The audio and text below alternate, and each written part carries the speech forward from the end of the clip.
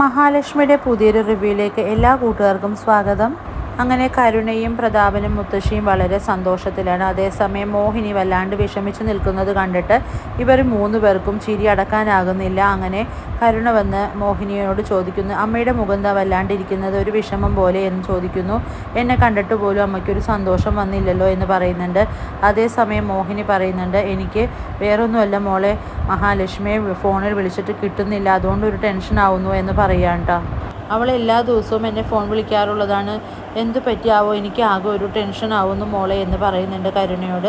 ഇത് കേൾക്കുന്ന കരുണ പറയുന്നുണ്ട്, അമ്മ വിഷമിക്കേണ്ട, അവർ തോമസ് വൈദ്യരുടെ ഹോസ്പിറ്റലല്ലേ, അവിടെ ചിലപ്പോൾ റേഞ്ചിൻ്റെ പ്രശ്നങ്ങൾ എന്തെങ്കിലും ഉണ്ടാവും, അതുകൊണ്ടായിരിക്കും അമ്മ വിളിച്ചിട്ടും അതുപോലെ ചേച്ചിക്ക് ഇങ്ങോട്ടും വിളിക്കാൻ പറ്റാത്തതെന്നെല്ലാം പറയുന്നതാണ്. അങ്ങനെയെല്ലാം പറഞ്ഞ് സമാധാനിപ്പിക്കാണ്ടോ മോഹിനിയെ. എന്തായാലും എൻ്റെ മനസ്സിനൊരു സമാധാനം കിട്ടുന്നില്ല, ലക്ഷ്മി മോൾക്കിപ്പോൾ മോശം സമയമാണെന്നാണ് ജോത്സ്യൻ കഴിഞ്ഞ ദിവസം എന്നെ കണ്ടപ്പോൾ പറഞ്ഞതെന്നെല്ലാം പറയാണ്ടോ. ഇതെല്ലാം കേൾക്കുന്ന മുത്തശ്ശി പറയുന്നുണ്ട് മോഹിനിയോട്, അതിനെന്തിനാ നീ പേടിക്കുന്നത്, നിൻ്റെ മോള് ദൈവത്തെ കൂടെ കൊണ്ട് നടക്കുകയല്ലേ, അങ്ങനെയുള്ള ഒരുത്തിക്ക് ഒരു ആപത്തും വരില്ലല്ലോ എന്നെല്ലാമാണ് മുത്തശ്ശി പറഞ്ഞ് മോഹിനിയെ കളിയാക്കുന്നുണ്ട്. അതേസമയം മോഹിനി കരുണയോട് പറയുന്നുണ്ട്, എന്തായാലും മോൾക്ക് എൻ്റെ മോളോട് ദേഷ്യമില്ലെന്ന് പറഞ്ഞില്ല, അത് തന്നെ അമ്മയ്ക്ക് ഏറ്റവും വലിയ സന്തോഷം, ഇനി എന്തായാലും അവളോട് തല്ലുകൂടാനൊന്നും പോവരുതിട്ട മോളെന്ന് പറയുന്നു. എന്തായാലും മോൾ ഇരിക്കുക, അമ്മ ഭക്ഷണം വിളമ്പി തരാമെന്ന് പറഞ്ഞു. അപ്പോൾ കരുണ പറയുന്നുണ്ട്, വിളമ്പിക്കും അമ്മ, എനിക്കിന്ന് നല്ല വിശപ്പുണ്ടെന്ന് പറഞ്ഞ് സന്തോഷിച്ച് ഇരിക്കുന്നത് കാണുമ്പോൾ മോഹിനിക്ക് മനസ്സിൻ്റെ ഉള്ളിൽ ചെറിയൊരു ഡൗട്ടൊക്കെ അടിക്കുന്നുണ്ട്. പിന്നീട് പ്രതാപൻ പറയുന്നുണ്ട്, എന്തായാലും കണ്ണൻ ഇതിൻ്റെ പുറകെ അന്വേഷണത്തിന് പോവുക തന്നെ ചെയ്യും, അവന് കൂട്ടായിട്ട് ആ മാർക്കോ എന്ന് പറഞ്ഞവനുണ്ടല്ലോ, അതാണ് എൻ്റെ ഏറ്റവും വലിയ പേടിയെന്ന് പ്രതാപൻ പറയുന്നുണ്ട്.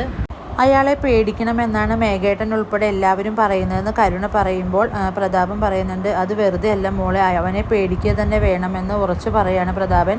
അവൻ്റെ കയ്യിൽ നിന്നും കിട്ടിയ അടിക്ക് ഇന്നും എൻ്റെ വേദന മാറിയിട്ടില്ല മോളെ, അവനിക്ക് അത്ര ശക്തിയാണെന്നും അപ്പോൾ മഹാലക്ഷ്മിക്ക് എന്തെങ്കിലും സംഭവിച്ചു എന്ന് അവൻ അറിഞ്ഞിട്ടുണ്ടെങ്കിൽ നമ്മളാണ് അതിൻ്റെ പിന്നിലെന്ന് അറിഞ്ഞാൽ അവൻ നമ്മൾ എന്തായാലും വെറുതെ വിടില്ല എന്നും പ്രതാപൻ പറയുന്നുണ്ട്. പിന്നീട് മാർക്കോ ആണെങ്കിൽ കണ്ണനെ കാണാൻ ഹോസ്പിറ്റലിൽ എത്തുന്നുണ്ട്. അങ്ങനെ കണ്ണനോട് കാര്യങ്ങളെല്ലാം പറയുന്നു. ലേഖയുടെ വീട്ടിൽ പോയി മഹാലക്ഷ്മിയെ കണ്ടുവെന്നും ആൾക്ക് ഇച്ചിരി ഭയത്തിലാണ്, കാര്യങ്ങളെല്ലാം പറഞ്ഞ് ഞാൻ മനസ്സിലാക്കിയിട്ടുണ്ട്. അങ്ങനെ ലേഖയുടെയും നിർബന്ധപ്രകാരം കൊണ്ട് മഹാലക്ഷ്മി ഞാൻ പറയുന്നത് പോലെയൊക്കെ അനുസരിക്കാമെന്നും പറഞ്ഞിട്ടുണ്ടെന്ന് കണ്ണനോടായിട്ട് മാർക്കോ പറയാൻ കേട്ടോ. ഇത് കേൾക്കുന്ന കണ്ണൻ പറയുന്നുണ്ട്, അയാൾ ഒരു പ്രത്യേക തരക്കാരാണ്, അയാൾക്ക് ഇങ്ങനെ ശത്രുക്കളെ പോലും സ്നേഹിക്കാൻ മാത്രമേ അറിയുള്ളൂ, ഇങ്ങനെ ഉപദ്രവിക്കുന്ന കാര്യമൊന്നും അയാൾക്ക് ഇഷ്ടപ്പെടുന്നതല്ല എന്നും പറയുന്നുണ്ട് കേട്ടോ.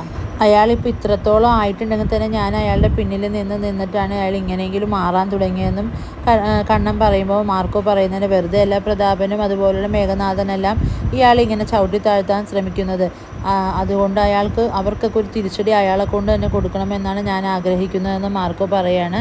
അങ്ങനെ ഞാൻ എൻ്റെ പ്ലാനുകളൊക്കെ ഒന്ന് വർക്കൗട്ട് ആക്കട്ടെ എന്ന് പറഞ്ഞിട്ട് മാർക്കോ കണ്ണനോട് യാത്ര പറഞ്ഞ് അവിടെ നിന്ന് പോകുന്നുണ്ട്.